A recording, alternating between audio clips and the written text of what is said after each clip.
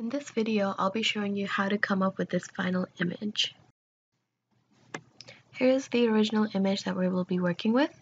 So first, I'll go ahead and increase the exposure, play around with the highlights, the shadows, a little bit of the whites and the blacks, along with tweaking a little bit of the temperature. So that already looks pretty good.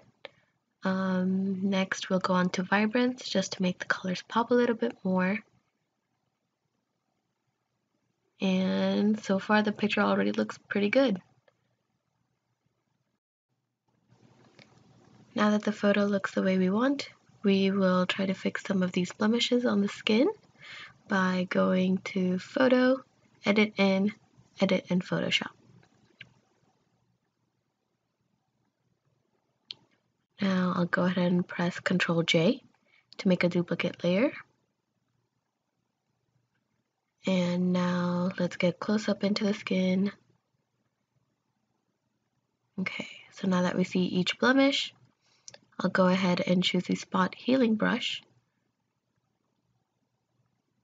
and make my brush small enough to cover the blemish.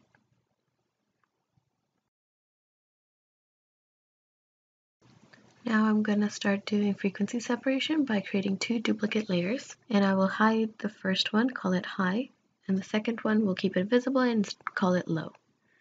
And now we'll go ahead and blur that layer until we don't really see any edges. So that looks about right.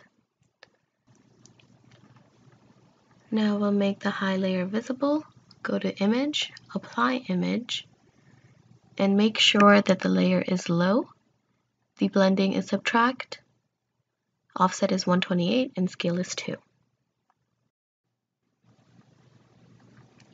Now change the blending mode to linear light, and we have the original image.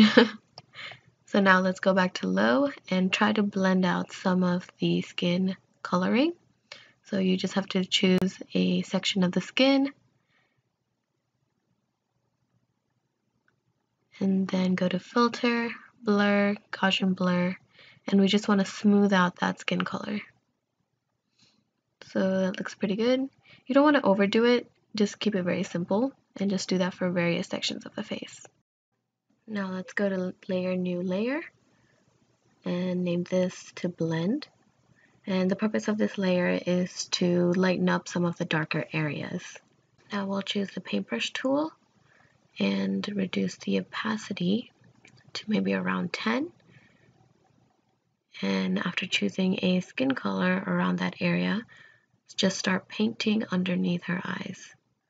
And that just helps brighten up the dark circles. Just make sure to keep choosing a color somewhere near that eye area, just so it balances and blends more.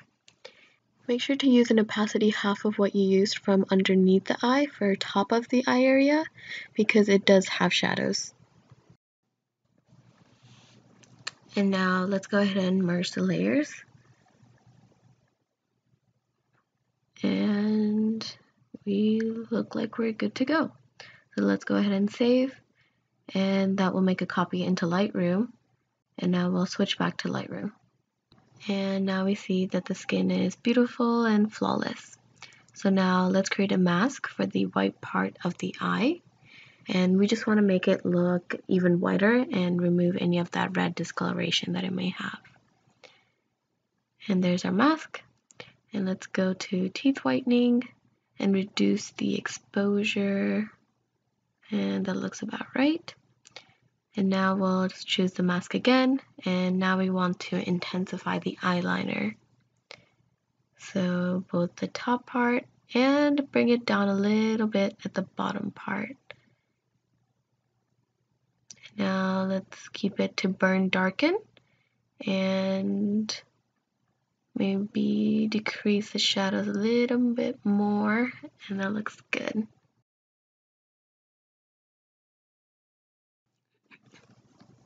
And now we want to brighten the lips a little bit more. So let's create a mask over the lips.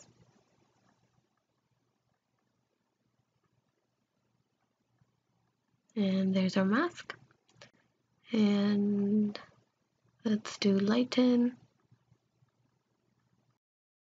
Increase the highlights a little bit more, decrease the shadows, and make it a little bit more yellower maybe? Yeah, I think a little bit yellower looks good. And let's keep tint just the way it was. Maybe a little bit more purple. And it's starting to look really good.